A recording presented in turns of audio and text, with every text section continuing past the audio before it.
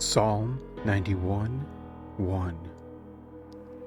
He that dwelleth in the secret place of the Most High shall abide under the shadow of the Almighty.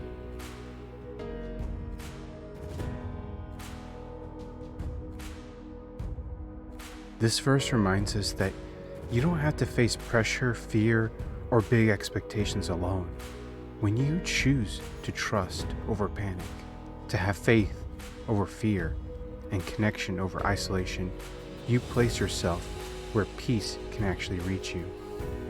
God's protection isn't just about safety, it's about calm, confidence, and courage in the middle of life's storms.